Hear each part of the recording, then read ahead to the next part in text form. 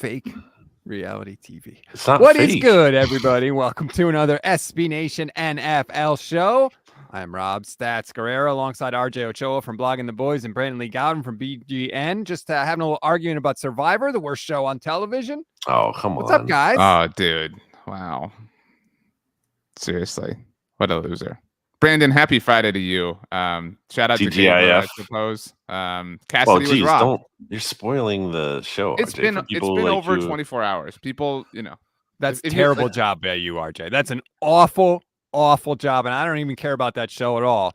But you can't just say 24 hours. Now I could spoil everything. That's the rule. Some people need to catch up on the weekend, though. It's like we're not even at the weekend yet. Okay, if you want, we can edit that part of the podcast out of the podcast. So nice of you to make Steven do extra work. Right. No, I mean, I know that Steven cares about people, and Steven cares about people more than any of us, certainly more than stats. And so I think I trust that Steven will make a judgment call, and I trust his judgment on this particular thing. Boy, that was not a good way to start the show. Let's try and redeem ourselves going forward. We are brought to you by DraftKings Sportsbook, an official sports betting partner of the NFL. Download the DraftKings Sportsbook app today. Use code SBNFL for a special offer when you sign up. That's code SBNFL only at DraftKings Sportsbook. If you are new to the program, first of all, thank you.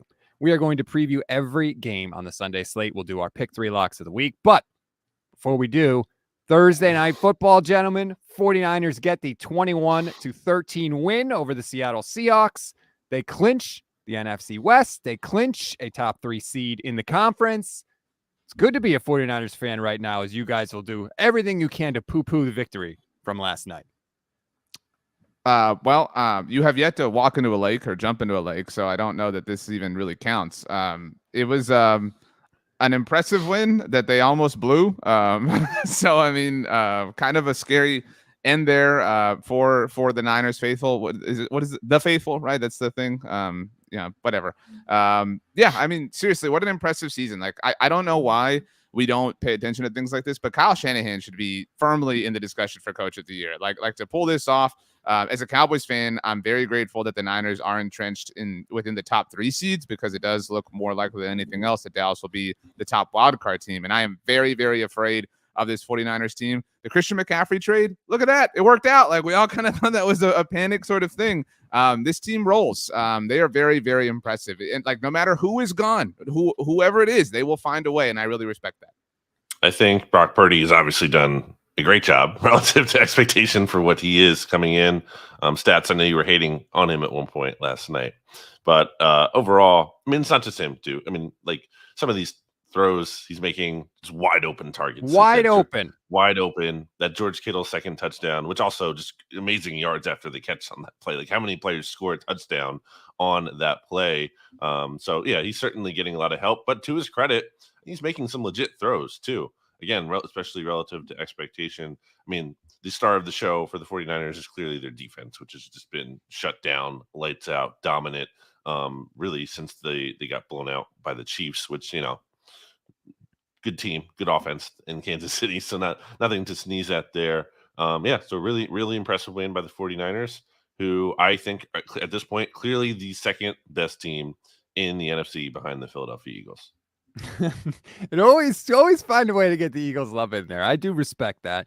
Christian McCaffrey had 35% of the team's yards last night. And it was like, I just kept thinking, what if they didn't have him? Then you'd have Deebo Samuel out. Then you're like, oh man, now I'm really, nervous about this game. Instead, they lean on Christian McCaffrey. And this defense it's unreal. I said last night on the Niners Nation Instant Reaction Show, it's like gutter bumpers at a bowling alley. Like, no matter what the offense does, there they are, just making you feel good, steering you back in the right direction, keeping you in the game. Like, the 49ers offense for most of the game last night was not that great. They really weren't. But this defense has given up 17 points or fewer to 7 straight teams. They get a massive turnover right before the half. Brock Purdy throws what should have been an interception with 2 minutes left, and the Seahawks drop it. Then they get the ball back. They fumble the ball. The Niners return it to like the 2-yard line. Christian McCaffrey runs it in for a touchdown. And then the first possession the Niners got in the third quarter, they score after 2 plays. Kick return to the 40-yard line. Christian McCaffrey run, busted coverage to George Kittle. It goes from 7-3 to 21-3. and the game is over at that point. And it's just because this defense, no matter what's going on with the offense, they always bring it, and they always bring it at an elite level.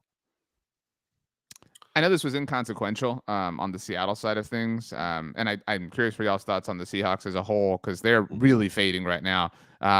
You're down 15, you score a touchdown in the final minutes of a game, you go for 2. This is so stupid. I don't know how we are at a place in life, in football, in the NFL, where people do not know this. And I tweeted it, and I still got a lot of responses. No, you delay, you keep it a 1-possession game, you keep momentum going. No, the whole purpose of going for 2 then is information. You have to know as soon as possible if you have that 2-point conversion. Not to make this about the Cowboys, but you both remember the Cowboys-Falcons game from 2 years ago, the watermelon kick. Dallas went for 2 early in the exact same situation and did not get it. And because they did not, they knew they had to play with a higher level of urgency that they might not have known if they had waited and not gotten it several minutes later as far as the game clock is concerned. So Pete Carroll, your old manness came back, not to bite you, but it was embarrassing nonetheless.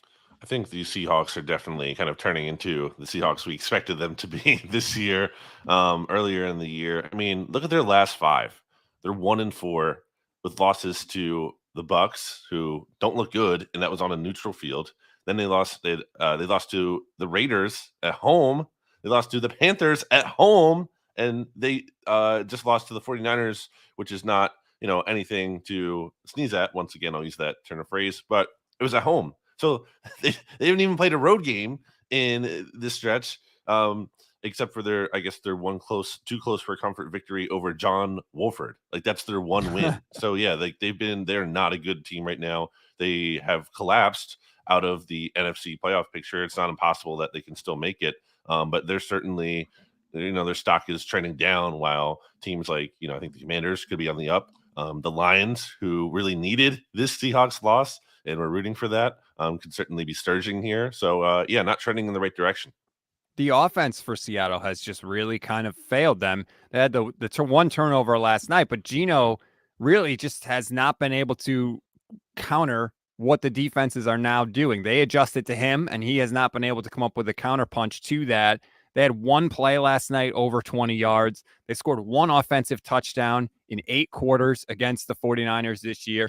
And Seattle's defense is just not good enough to carry a team if their offense is not putting up points. They just have no shot, because you can run the ball all over this Seahawks defense. And look, this is still a good year for Seattle. No one thought they were going to be anywhere close to the playoffs. But I think if I were a Seahawks fan, I would be a little disappointed, because you were right there in the heart of it. And now, like you said, BLG, they're really kind of trying to just tread water to keep their head above the playoff line here. It's a big win, too, because you've disconnected yourself from Russell Wilson. You are huge winners in that trade. You have the capital, obviously, coming from the Broncos in that sense. But I do think that we all probably think they're falling out of the playoff picture. Next week, okay, now you got to pick yourself up. You got to go to Arrowhead. Holy crap. You know what I mean? Like, what a tough way to rebound from this. And then next game's at home, but it's against the Jets, who are obviously in the mix for a playoff spot themselves. I do think Brandon and I talked about this on the NFC East mixtape this week. I do think the Brian Daboll tie is going to be the difference. I think that's probably going to separate the Giants and the Seahawks at the very end of this thing, as far as the 7 and 8 seed are concerned, unless obviously Detroit, kind of just storms up and takes that spot from everybody. But that is it. And to be very clear, the decision to play for the tie was super lame, and I don't exonerate it in any way, shape, or form. But it will live in some people's minds as this will serve as justification, right? Like, this is why you go for the tie, because it splits the difference in some really important ways. No, still don't. I mean, ties never feel good in the moment, but they do generally help you. No, you play to win the game. You don't play to tie the game. You're right, but even if we all think the Giants, I know we're going to pick this game, but the Giants are going to lose to the Commanders on Sunday night. We all think that, right? Even if they do, they're still ahead of Seattle because of the tie. You know what I'm saying? And then if they lose to Minnesota next week, when the Seattle Seahawks lose to the Chiefs, they're still ahead of them because of that tie. But that says more about the Seahawks collapsing than it does the Giants being smart. I agree with you. It's really lame. That's the best word for it. It's not stupid. I mean, but it is lame and boring and lacks the killer instinct that we thought Brian Daboll had early in the season. But that literally is the difference. If he had played for the win and it had blown up in his face because this Giants team is bad, he would be trailing this Seahawks team, and they would be on the outside looking in, saying, "Man, if we had just played for that tie." Think about it. Last week, Justin Herbert was begging for a tie. Brian Daboll got one. I agree. If you just say, oh, well, they should have gone for the win, and you take the loss out of the equation, of course a win is better than a tie. But the loss was part of the possibilities there. They avoided that, and they're reaping the benefits of it now. All right. Yeah. Did you have something else, BLG? Well, coming from the guy who says field goals are failures. They are successes. failures. Ties are successes, but field goals are failures. Stats, my last question for you is, what is the ceiling on this Niners team in your mind? Do we think, any of us, that they can leapfrog and take the 2 seed? I mean, do we? Oh, yeah. They certainly can't take the 1 seed at this point. But I mean, like, beyond that, like, even if they can't take the 2 seed, what is there? Can this team win the Super Bowl? You famously said that they could win it last year with rookie Trey Lance, which was wrong. Can they win the Super Bowl this year with rookie Brock Purdy? Well, this is why, though, right? Like, is Brock Purdy doing anything extraordinary? No, but the team, in spite of that, sent everything they had for a quarterback, even though they didn't have to, clearly. Amazon Prime tweeted out something last night. Brock Purdy has thrown 62% of his passes to open receivers. Like, that's why I thought they were going to do so good with Trey Lance. This is what we were supposed to see from Trey Lance, right? Rookie quarterback, using his mobility, hitting the gimme throws to open receivers. The Niners can definitely take the 2 seed. In fact, if the Vikings lose tomorrow, the Niners are the 2 seed. And can they win the Super Bowl? If they didn't have this incredible, amazing, elite defense that doesn't give up any points and gets turnovers, I would say they have no shot. But if this defense is going to play at this level where you only have to score 17 points to win a game, I would say, yeah, they got a shot. I'm not totally convinced on the 2 seed thing, just because, I do think the Vikings are the second best team in the conference. But just for talking about seeding, I mean, the Vikings host the Colts and then the Giants, and then they're on the road against the Packers and the Bears to close out the season. So I don't know if the 49ers are going to make up ground in that respect. Then again, the 49ers they get to play the Commanders. I think that'll be a close game, though, on Christmas Eve. Then they will be away for the Raiders and then host the Cardinals. So not impossible, but I don't know that it's likely. It's definitely possible with their third string rookie quarterback, which is just absolutely absurd. All right, we're going to take a quick break. But before we do, gentlemen, I don't know if you noticed this. I've hit my lock of the week. 2 straight weeks, baby. I'm feeling it. I'm in the zone now. I'm coming for you, RJ, for that second place spot. Our locks of the week brought to you by DraftKings Sportsbook, an official sports betting partner of the NFL. Download the DraftKings Sportsbook app today. Use code SBNFL for a special offer when you sign up. That is code SBNFL only at DraftKings Sportsbook. I don't appreciate the mocking tone from the peanut gallery over here. I have it at 2 straight weeks. Have I not? Am I lying? I don't think that's why he's mocking you. I think he's mocking you because you're super pumped to be coming for the second place position. Hey.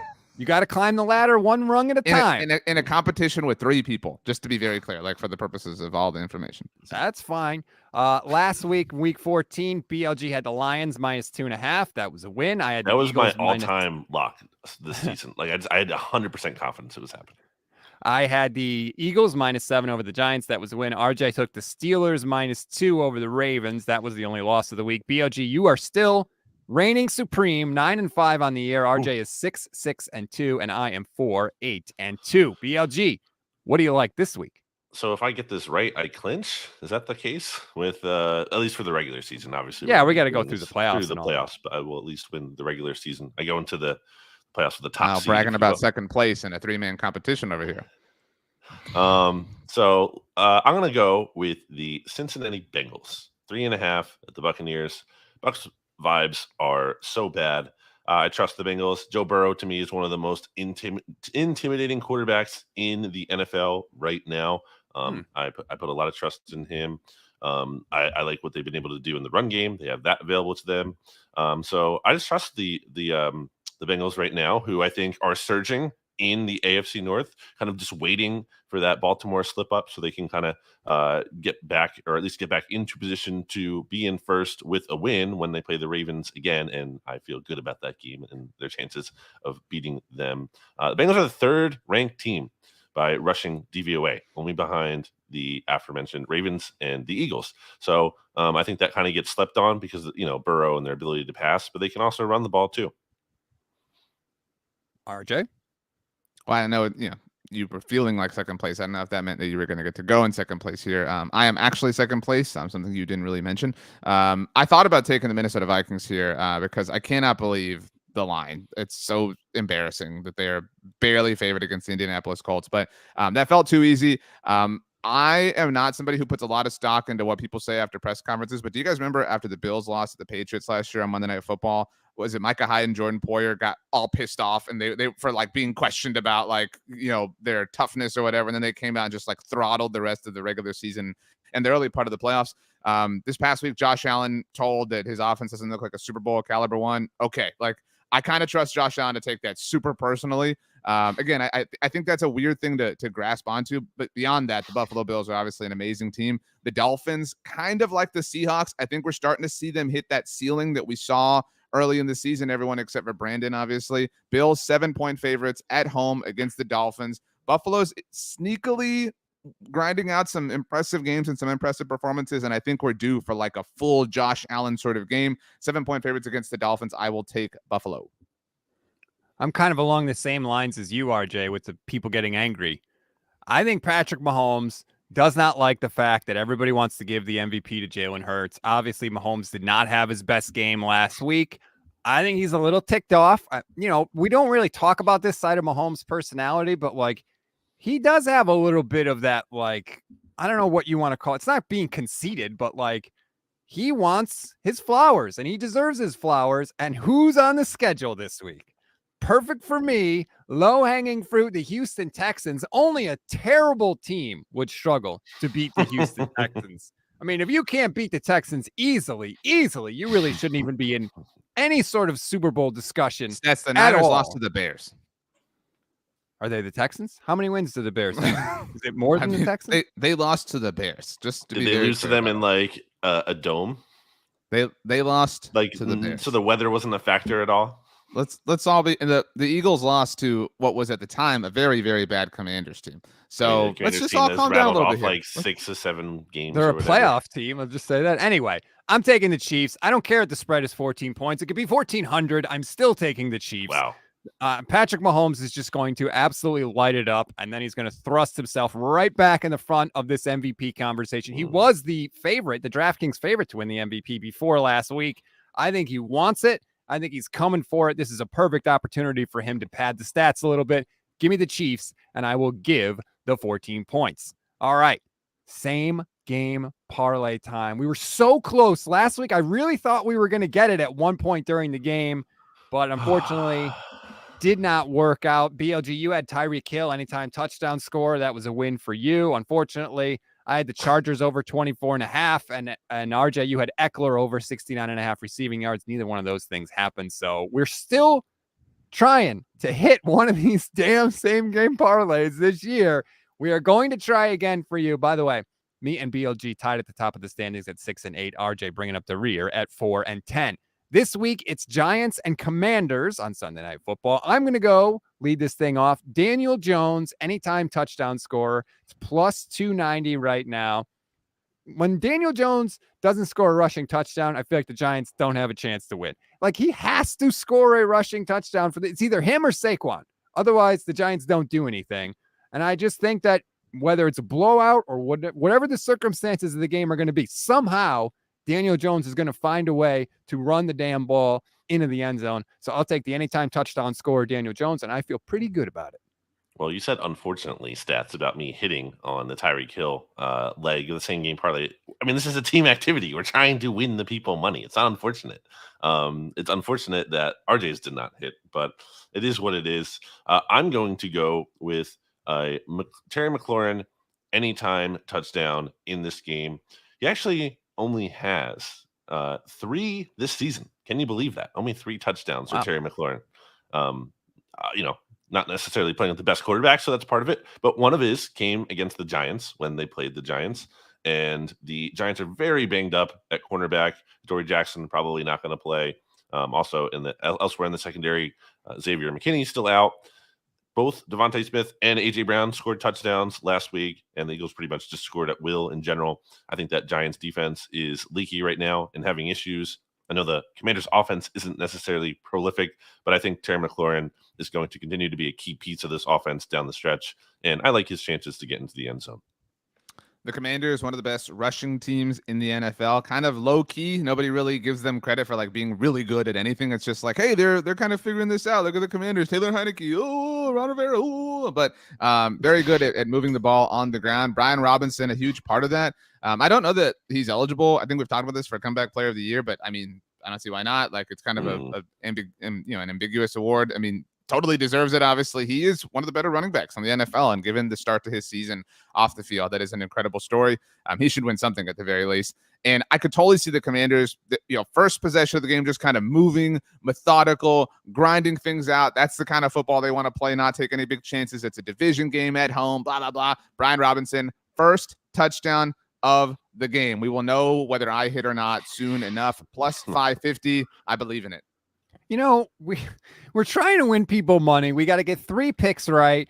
BLG and I come in with some reasonable bets, and then all of a sudden, here comes RJ with the plus 550 bet. Stats, let me be very clear here. Your whole point here is like, oh man, we really gotta just focus to win these people money, and you are making sure that your leg that we have to depend on relies on Daniel Jones. That's the thing. Like, you're over here like, oh man, Jones guys, legs. let's be strong on this, and you're picking Daniel Jones. What?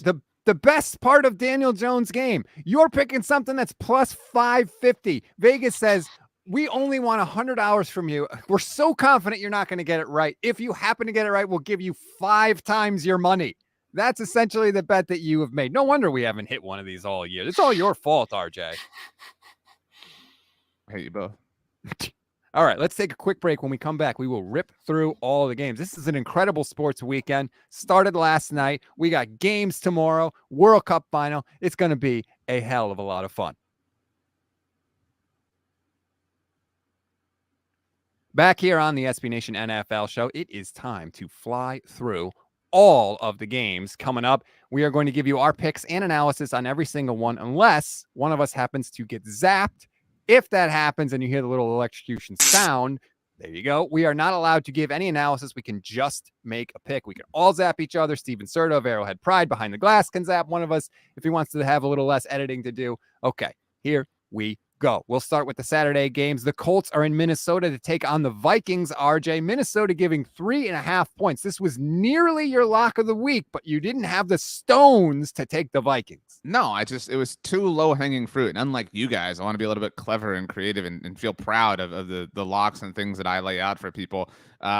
Look, I understand that the Vikings are a bit fraudulent. I understand they have a negative point differential. Blah, blah, blah, blah, blah. Like, we all know all of this. We can all admit it, but they are not a team that is only 3.5 point favorites better than, against the Colts. You get my point? Like, this is disrespectful. Like, this is stupid. I mean, then that point has really nothing to do with the Vikings. I know that nobody wants to admit it. It's not fun. It's not cool. Kirk Cousins, they lost, to be very clear. He was on fire last week. Like, last week was one of the best games of Kirk Cousins' season. And that is objectively true.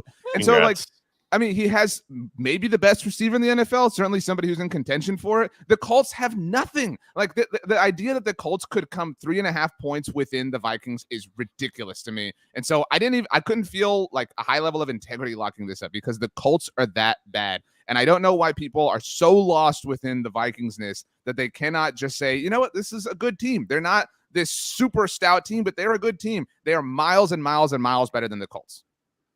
I can't say the Colts are a team that still has anything to play for. I mean, the way they quit against they flat out quit against the Cowboys after hanging around early on. They just gave up at a certain point. And I just don't trust anything they have going on. So I will take the Vikings, not because I believe in the Vikings, who are definitely frauds, but because for as much as I do not believe in Kirk Cousins, typically he at least can, pad his stats like he does against the bad teams, and he'll be able to do more of that here as the Vikings cover. What do you mean the Colts have nothing to play for? Jeff Saturday wants to be the full-time head coach. Give me a break. This game is on a Saturday, by the way. Like, boom. No.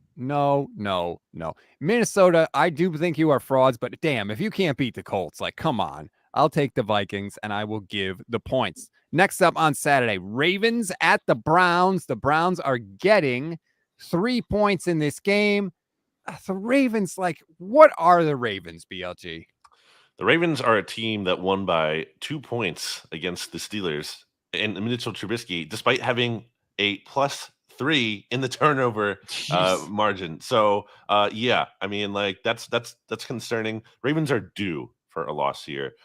They just can't keep getting away with this. They've not been trending in a good way. They've been playing with fire. I think it's going to catch up with them in this spot, because I think they've been they've been getting away with some of these performances where they really should have lost. Not that the Browns are looking great right now, and certainly not a very rootable team, but I do think that they are better than the Ravens right now. They'll be able to run a lot, and I can't take the Ravens here. And I think this line is telling. I said this last week, I think, about the Vikings line. I'm like, there's a reason why. I think people might want to take Ravens with the points. That's tempting. No, don't fall for that. There's a reason why the Browns are being favored here. I will take the Browns. I'm going to fall for it. I think that sometimes teams can be due for two different things, right? Like a pendulum can swing one direction or the other. So I could totally see your point, Brandon. Like maybe they're due to just like get blown out or lose finally. I mean, they're 3-1 in their last 4 games, and those wins, like you said, are against the Steelers by the hair on their chinny chin chin. They barely beat the Panthers. They barely beat the Broncos, and they lost to the Jaguars. Although you could argue they lost because of the rightful aggression by Doug Peterson at the end of the game. But still, playing these really tight games against these teams is really discouraging. I could totally see, though, like, them being due for just like domination and being like, well, that's the Ravens, right? Like they finally showed up. This Browns team is really bad. I mean, and we obviously don't like them. I mean, what is there to feel good about in a football sense about this Browns team? Obviously, you're dealing with Deshaun Watson still figuring things out. Amari Cooper isn't totally healthy. Yeah, you can run the ball, but I don't think we're talking enough about the addition of Roquan Smith. Like he's been the person traded that like has gotten the least amount of traction and discussion. The Ravens are an incredible defense against the run. So this is kind of like, immovable object meets unstoppable force sort of thing. I'll take the Ravens though. I mean, I'm getting points. I definitely don't trust the Browns. I don't want to trust the Browns. So I'll choose the Ravens. I agree, RJ. I'm taking the Ravens. I'll never pick the Browns to win anything as long as Deshaun Watson is there. In case you forgot, he got suspended this year because he was accused of sexually assaulting, 30, 50, 80. I forget the actual number, but it was an obscene amount of people. And so I'll never pick the Browns to win anything. I don't feel good about the Ravens, but they still have 9 wins. They're still tied for a division lead. Like, this is what they do. They just find a way to win these games. They don't really impress you, but here they are. So I'll take the Ravens. I will take the points. The last game on Saturday, Dolphins in Buffalo to play the Bills. Bills giving a touchdown in this game, BLG. Josh Allen, possibly going to go on a little bit of a tear here? I think, yeah. Wow. Bills -7. I already made my case. Stats in my lock of the week. I'll take the Bills. I think the 49ers broke the Miami Dolphins. They were never as good as they looked. I think that teams have basically adjusted to what Miami's been doing. Again, we're at that point in the year now. There's enough film out where defenses have said, okay, here's what they're doing. We're going to adjust. The best teams find a way to throw a counterpunch, and maybe Mike McDaniel will. He's certainly capable of it.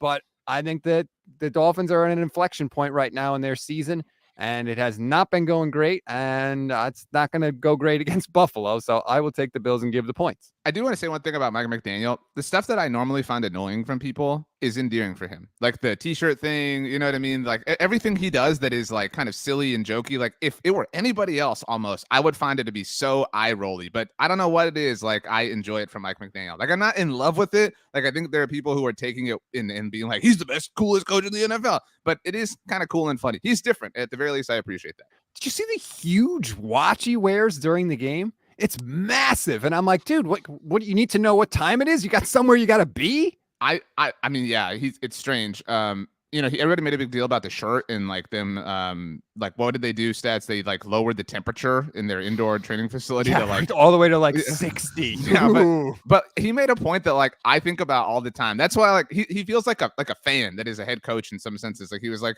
well, do the Bills players like vacation in Buffalo? Like his point was like, this is cold for everybody. Like, I do kind of like that and like his humor. Yeah, but it's different, man. He's better than Kyle Shanahan. You're bitter. It's okay.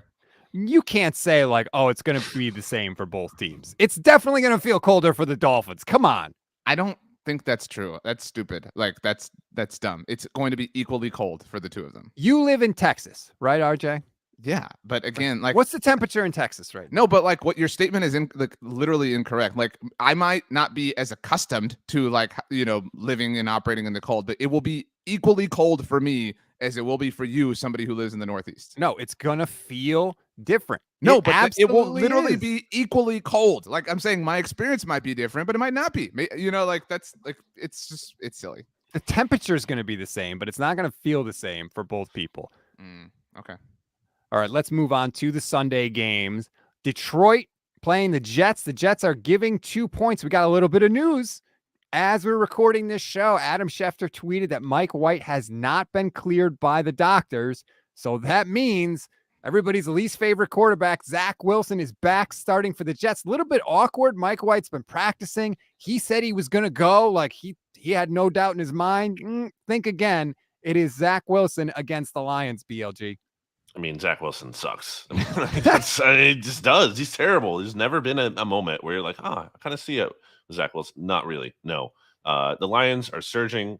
It's real. RJ hates Dan Campbell, but Dan Campbell deserves credit. This whole Lions team. I mean, they're good. Like, so, I did my power rankings. They're not this great. Week. They are, I think, the 4th best team in the NFC. I think you can make that case. I have them at 8th overall in my power rankings. The only NFC teams I would put ahead of them are the Cowboys, the 49ers, and then the Eagles all the way at the top.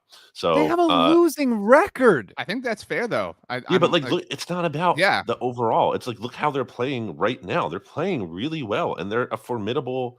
Also, like, who are you putting over them? You're putting the Vikings over them? The Vikings is arguable. Yeah, I mean, that would be the one. I know, but that would be the one discussion point. Would be right. The Vikings, so, like, I think they're don't look past the record. They're the better team, I think, in this matchup when you factor in the quarterback, especially, and they're getting points. I'll easily take the points.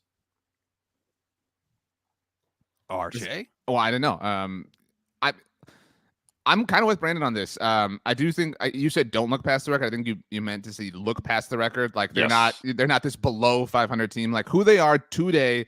I think they're the proverbial like I don't want to play them if they get hot, whatever. I don't know how long they can ride this, but to Dan Campbell's credit, they have finally, and I've said this on the mixtape, I've said this here, they have finally become what everybody thought they were, and give them a lot of credit for that. Like they are this spunky, plucky, cute, fun, funky team. And it's cool. It's cool to see like all these like processes that we talk about. Like it didn't work out in Jacksonville. It didn't work out in Cleveland. Like it is starting to take hold in Detroit. And I think we're all cool with it because the Lions are this like down on their luck franchise. So we all are, not threatened by it as a fan.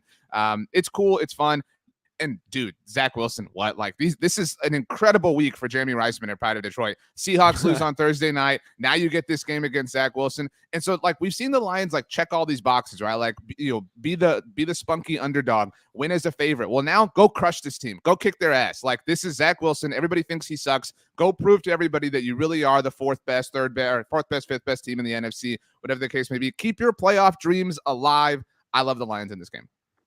Yeah, let's see it, Lions. Let's see Jared Goff against a really good defense. See, like you're doing that thing, like you're like, oh, Jared Goff is playing so much better than his reputation right now. Let me see Jared Goff do it against a good defense outside in December. When that dude gets hit a little bit, he turtles up. And trust me, I've lived it, man. The dude lived in my division, okay? It's one thing to be able to play well when you're in a dome and you're not facing a lot of pressure and everything is good, right? We've seen him play in a dome. We've seen him look good with Sean McVay, right?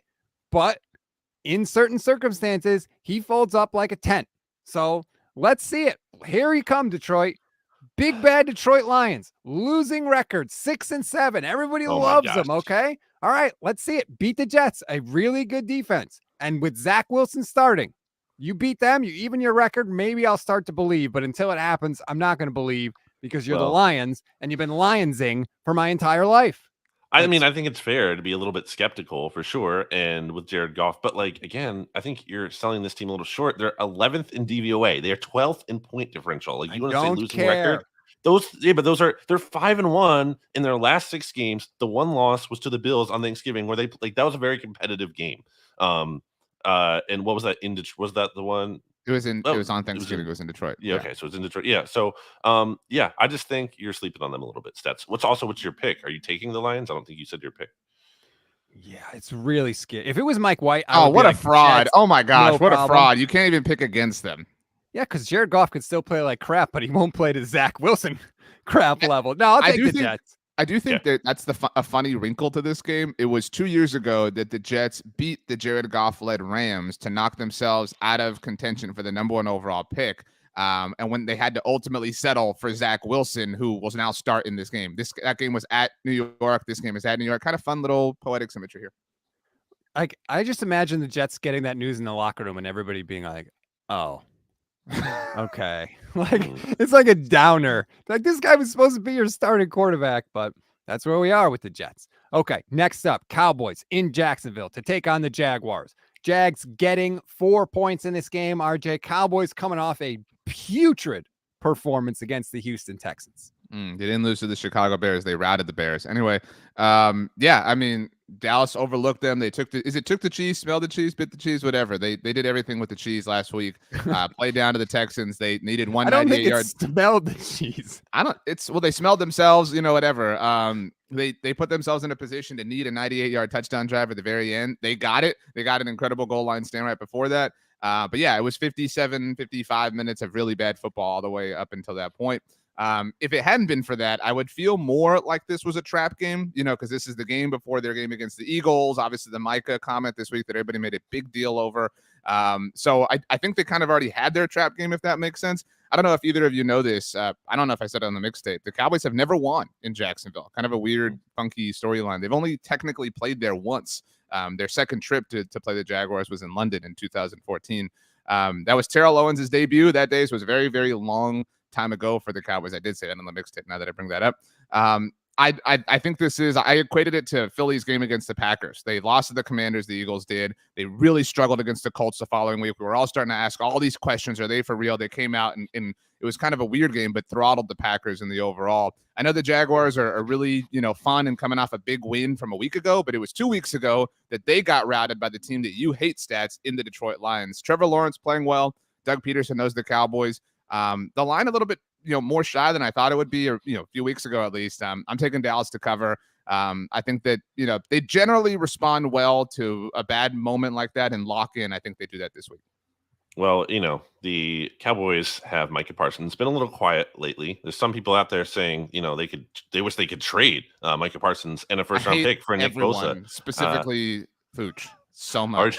RJ Ochoa actually tweeted that, so that was really interesting. That tweet has 11,000 likes. Can you please, just because in case nobody knows, can you please, Stats, since you'll be the objective about this, say what happened? Because I don't need this perpetuated anymore. There's an article about it. You can read the article on SBNation.com. So here's what happened. If for anybody that doesn't know, thank you. All year we make picks for SB Nation, and RJ just happened to be watching Nick Bosa and realized how much better of a player he is than Micah Parsons, and tweeted out that he would trade Parsons and a first-round pick for Nick Bosa. A smart, logical tweet, and 11,000 people agreed with him. And now it's taken off, and everybody thinks that RJ actually wants to trade Micah Parsons. You know what the worst part about this was? There were different subsets of like interactions with this. There were the people that were like, "Oh, you're stupid," right? Like, fine, I can totally deal with that. There were the people that were like, "Blink if you need help." Like, that was funny, haha. There were the people who thankfully understood everything and read through all of the tweets that were a part of the thread. But the worst part was the people, and not just Niners fans, because obviously a lot of them found it. The worst part was all the people that were like, you know what? This makes sense. Like, I got so many people that were like agreeing with it. And they were like, and then like all these people were arguing with one another. And I was like attached to it all. It's been a really, really, really frustrating experience. Lesson learned here. Don't lose the SB Nation expert picks, because if you do, you have to tweet out something like this. And people never seem to realize that you're just doing it to pay off the bet, even if you attach it in a thread immediately after your tweet like RJ did. And yet, here we are. BLG, what do you like in this game? Jags are 5-8, but they're 13th, believe it or not, in point differential, 18th in DVOA. So, arguably a little bit better than their record would indicate. Also, I think maybe not being talked about enough, Jags are not dead in the AFC South. Like, everyone has assumed the Titans are just going to win that because they had this big lead. And at the time, that was safe to assume. But the Titans are really taking on water. They're banged up in a big way. They fired their GM. Like, the vibes there are like kind of questionable. They're not great. Is it really like inconceivable that they might bench Tannehill at one point? Like, so I just don't know for sure about the Titans, who just lost to the Jags and then have to play the Jags again in Week 18. Titans still And have the Cowboys right before that. Just Sure. for the they have a really good chance, Titans still, of holding on. But like the Jags could make a run here. And if they're going to make a run, why not start it by beating the Cowboys here and going on this impressive stretch? Cowboys should have lost to the Texans. Should have lost. Texans on the freaking 1 yard line. Do not sneak the ball. Just pathetic. I mean, like, sneak it. And if you don't get it, guess what? You can sneak it again, and you'll take 2 chances with sneaks over handing the ball off backwards to Rex. Is this a look ahead or the look back in the backfield? Anyway, but like I think there are some concerning things there. I said famously on the mixtape leading up to last week's game that I'm not afraid of Dak. He's making mistakes. He might make some more mistakes. And Doug Peterson, I'm going to count on him to come through and deliver an upset. At the very least, this game I think will be competitive. He'll make it close, so I'll take the points. But I'm going to say he pulls off the upset outright. Jags win. You took the Cowboys in the aforementioned SB Nation NFL expert pick. So those are money line, right? Yeah, but he took the Jaguars to win here outright. Yeah, right. So, I think the Doug Peterson aspect of this is fascinating because I wouldn't really give the Jags that much of a shot to win. But the fact that Peterson does have some familiarity with the Cowboys, and I'll tell you what, I've been skeptical of Trevor Lawrence all year long. If you can go out and beat the Cowboys, like RJ said, after they had their sort of kind of wake up moment last week, that would be damn impressive for Trevor Lawrence to go do against the Cowboys defense that is very, very good. Against Micah Parsons, who I think like he knows he's slipping a little bit in the defensive player of the year conversation. Show me something, Trevor Lawrence. You're supposed to be the number 1 pick. This can't miss guy. Let's see it against the Cowboys a little bit. I don't think you're going to do it. I'm going to take the Cowboys. I'm going to give the points.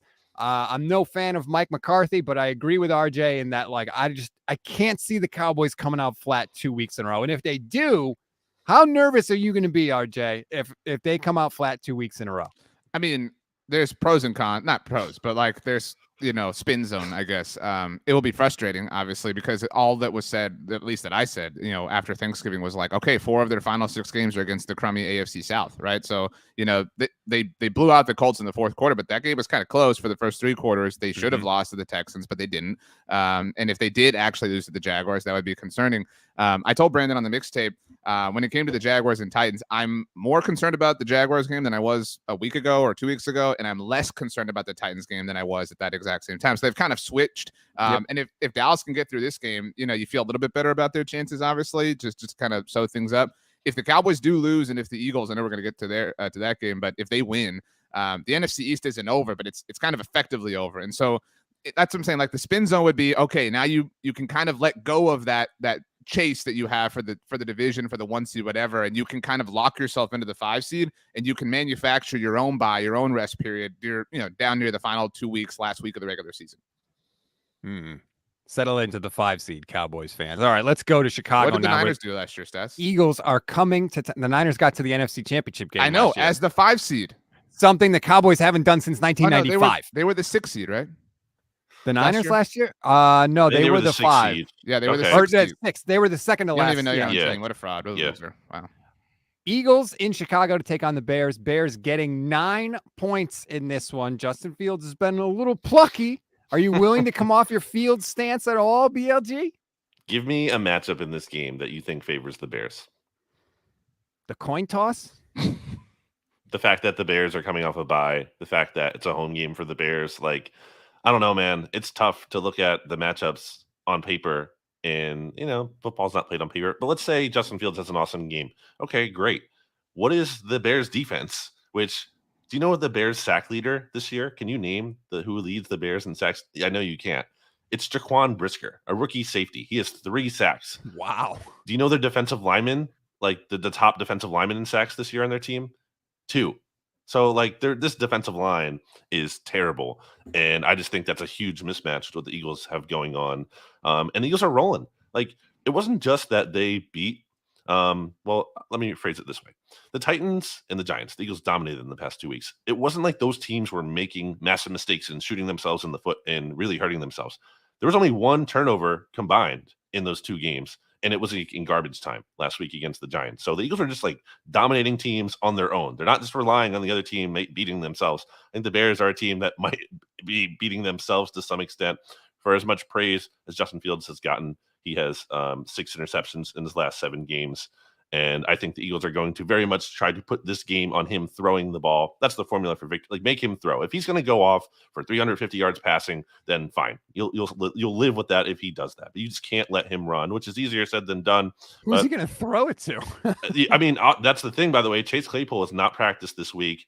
Like, their leading receiver in terms of guys who are available is Equanimeous St. Brown. He's like 280 something yards. I just don't really see it with the Bears. I don't see what they have to pull off this upset. The Eagles just dropped 48 last week. That was without Dallas Goedert, who they're getting back. Like, I think the Eagles can score enough against a defense that ranks 32nd in DVOA. It's a very bad defense. I think the Eagles score. I think they win. And it sets up a very big game next week on Christmas Eve, Eagles versus Cowboys. Fun narrative brewing. You got Doug Peterson playing the Cowboys this week, could kind of impact that Christmas Eve game between Dallas and Philadelphia, obviously. And Matt Eberflus, former Cowboys pseudo defensive coordinator, the head coach of the Bears, with a chance to because that's the thing. Like, I know obviously no Eagles fan wants this, but like the theater associated with an Eagles loss and Cowboys win this week would be incredible. Like, if the Eagles did lose this week and set up a division 1 seed bowl next week. Next week would be the most incredible electric week of NFL coverage that at least you and I have ever had, I think, Brandon, outside of, any sort of playoff situation. I know the Eagles in the Super Bowl, blah, blah, blah. But it's hard. It's really hard. As much as I would love to like kind of talk myself into it, it's really difficult. We've said for weeks, obviously, that it would take some sort of like Justin Fields, like, you mentioned 350 yards passing, but like, I think like 278 yards rushing. Like, it would have to be this incredible, like, oh my gosh, like you like Scott Hansen cuts there. Like, Justin Fields had his second rushing touchdown over 55 yards in this game. Like, it would have to be like this incredible sort of thing. And that's not to say that's impossible, because nothing is, but it just really, really, really is unlikely. I will take the Eagles. I will lay the points. And I just wanted to say, because I saw this while we were on, our friends at Pat of Detroit tweeted that Lions were 2-point underdogs before we started this. They are now 1-point favorites. That is what Zach Wilson has done to the line. So, God, he's like such a detriment to his own team. I agree with everything you guys have said about this one. Justin Fields would absolutely have to be Superman for the Bears to even have a shot. Or Jalen Hurts would have to do something that he hasn't done all year, which is just completely implode and turn the ball over. I don't see that happening. But I kind of agree with you, RJ. Like, I want the chaos. A good Eagles-Cowboys game with stakes, as somebody that doesn't root for a team anywhere close to that division, like, it's awesome. It's just so good. There's such a hatred there. Like, I would love it, but I just don't think we're going to see it. The game we're coming off of, the Niners in Seattle, that week 17 game in 2019, that was for the same situation, right? Now, granted, it was the end of the regular season, but winner is the division winner and the 1 seed, loser is the 5 seed. Like, it would be like, those situations are so interesting, especially among division rivals. I will say that you said name one matchup working in the Bears' favor, Brandon. You like the energy, the universe, because this is your reckoning. The way the Broncos came for me last year, after I talked all that crap and just destroyed the Cowboys, this is Justin Fields coming for you in a moment that would pull the rug out to set up that Cowboys-Eagles, sort of consequence you don't want. I think that's the thing, though, RJ. Like, I think he could have an amazing game, and the Bears' defense is just so bad. Like, it might not matter still. And then wouldn't it be hilarious though if the Bears defense was that bad? And so the narrative was like Justin Fields all on his own with no help took down the Eagles. It would be hey, if he does it, credit to him. Oh, now we're talking credit to him. Okay. Well, if he does it, it's a bit tall task. Next up, the Falcons go to New Orleans to take on the Saints. Saints -4, RJ. This game is Zap. Saints. Lay the points. What do you got, Stats? I'm excited to see Ritter. Like, I'm all set with Marcus Mariota. So at least if it's on, like, that's something to watch. But the Saints are terrible. I hate the Saints. I always will. I make no apologies for it. That said, they're going to win this game. I'll take the Saints and give the points.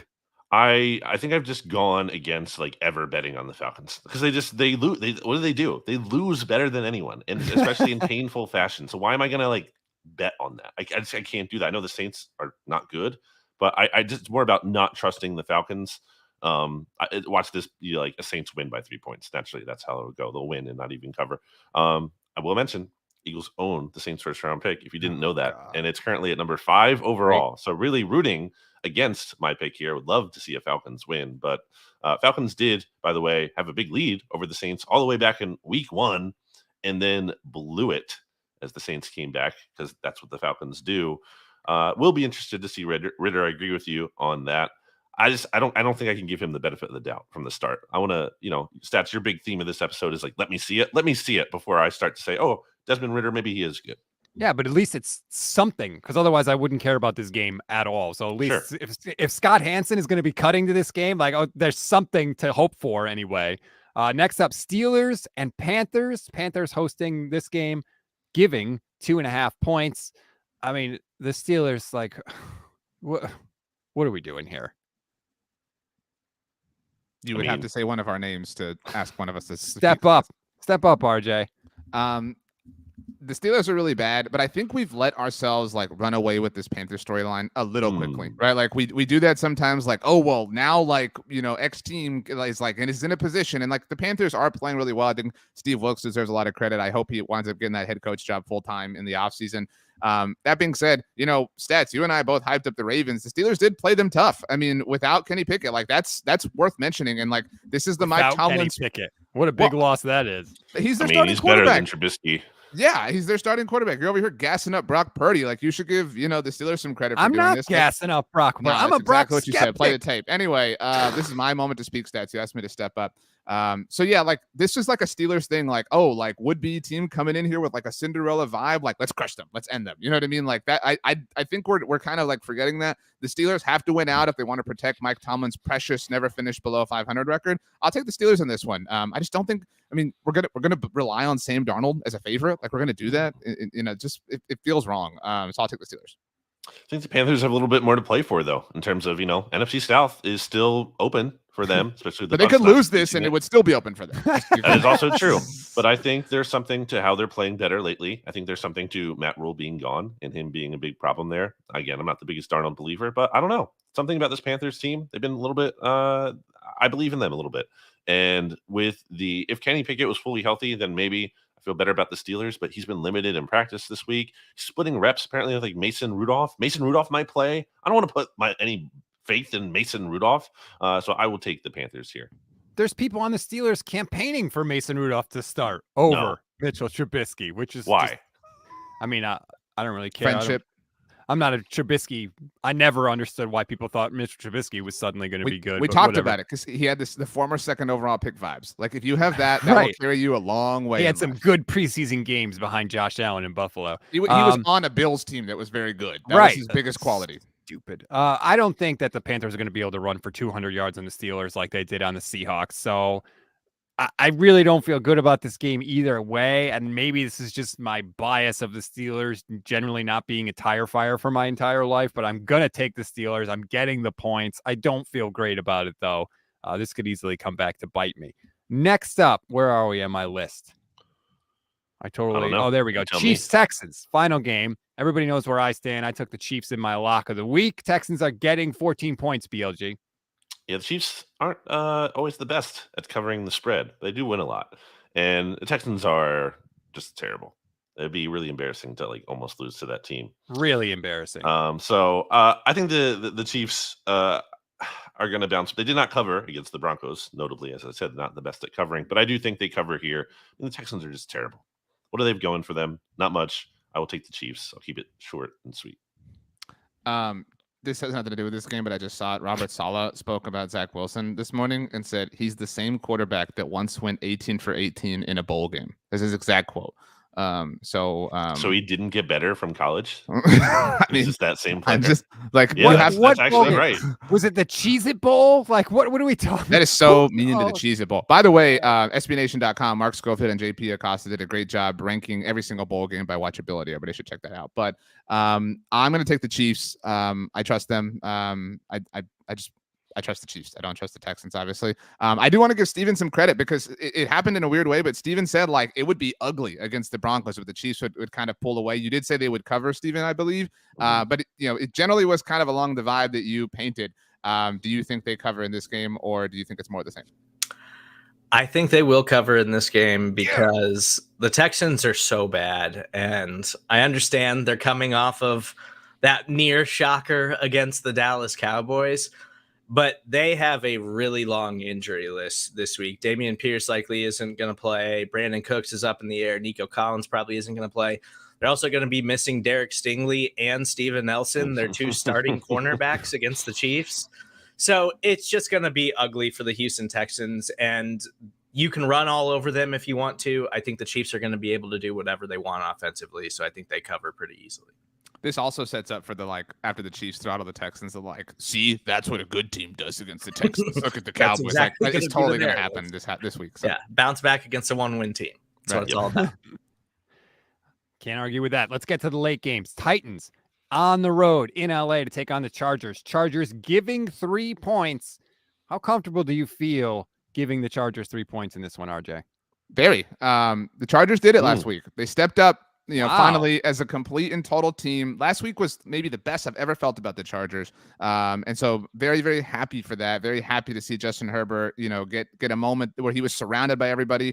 Long said he is very talented, but Twitter just gets a little bit annoying with this. I mean, with this, but it was an opportunity for the Chargers to deliver. They finally did. I feel like it was the best Brandon Staley game. Keenan Allen said in the post-game interview with Melissa Stark that he felt like it was the most functional, the most complete they've been all season long on offense, defense, and special teams. And if you play great, on every phase of the ball, you're probably going to win. But it did feel that way. And so okay, this is, I guess, to use your word, stats, show it to me, Chargers. Show it to me.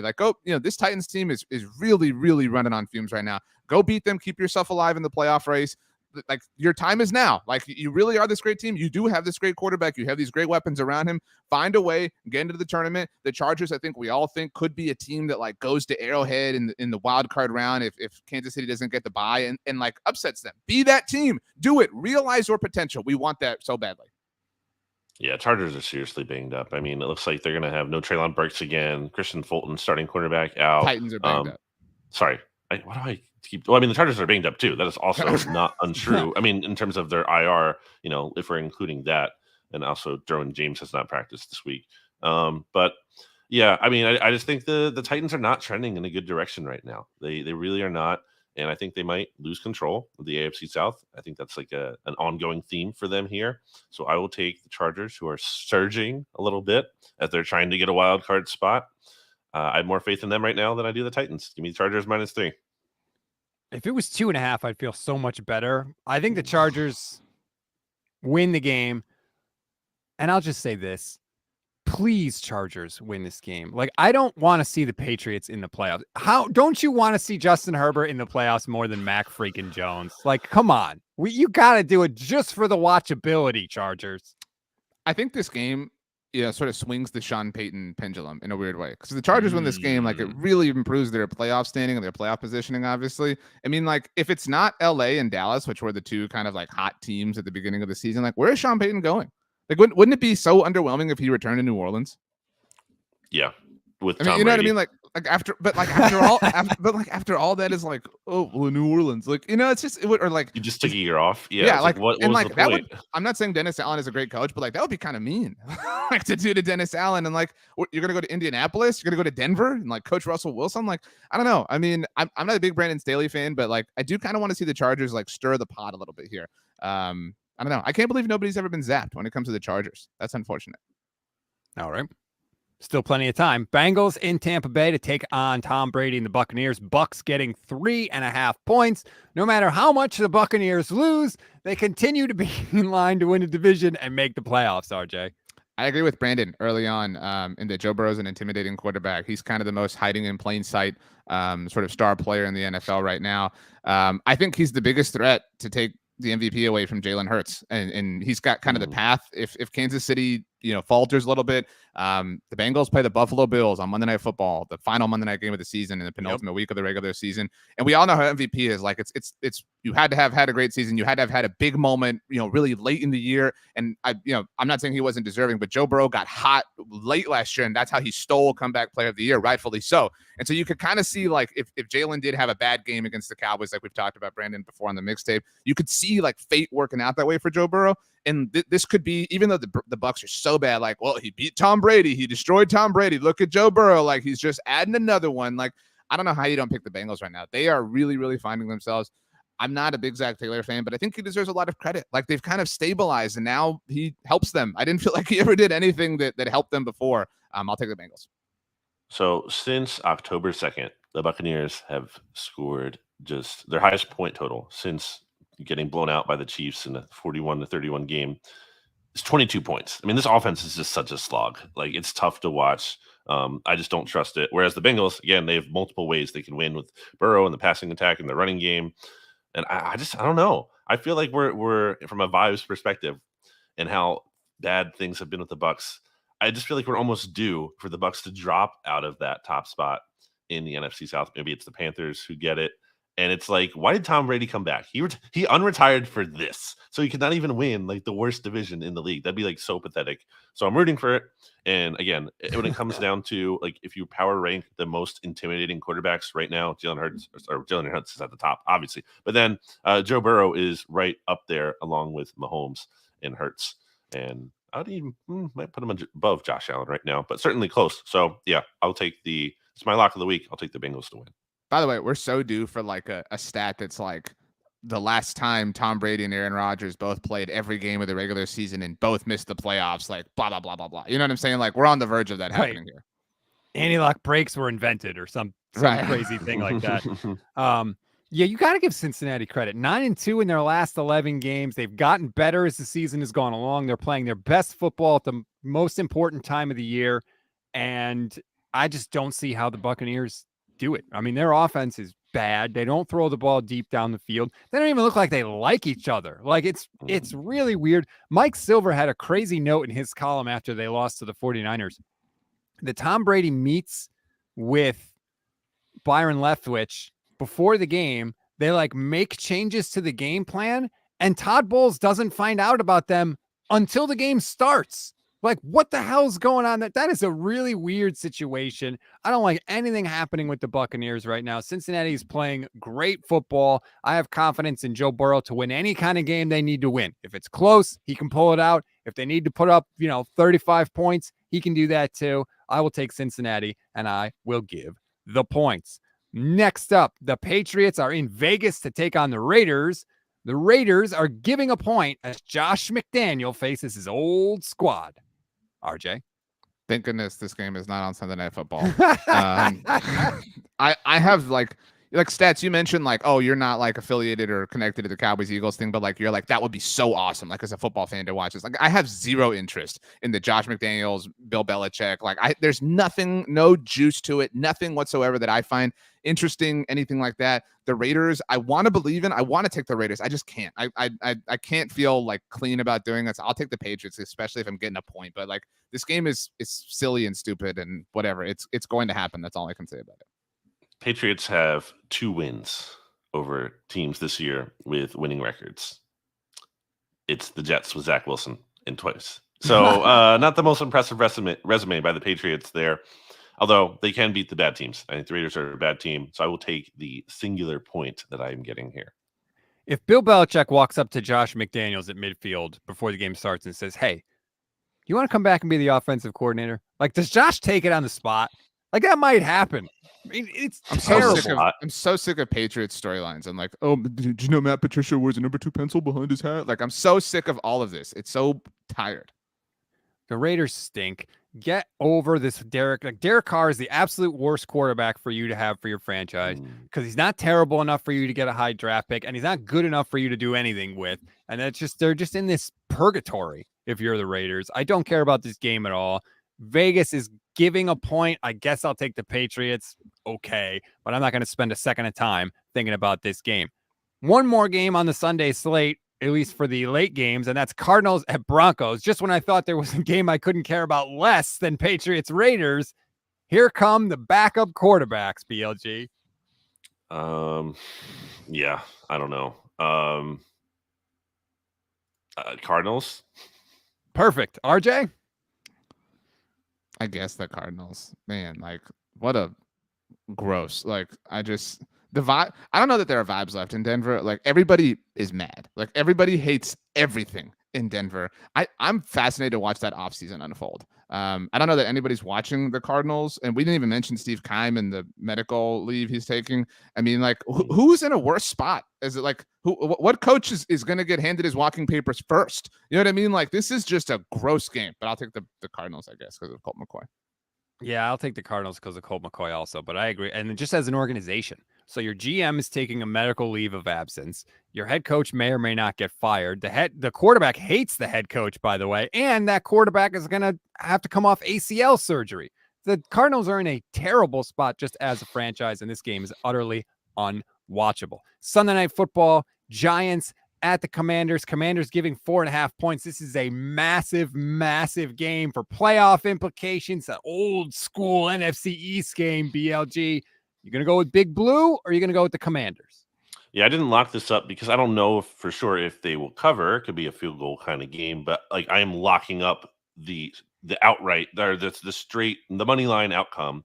The money line is a lock. Take Commanders. We call money that line. picking the game around here, Yeah, Brandon. You're I know. picking Anyway, the game, picking the winner of the game. I'm locking the winner of the game, regardless of the score, and it's going to be the Commanders. The Commanders have had now 3 weeks to prepare for the same opponent with a bye in there.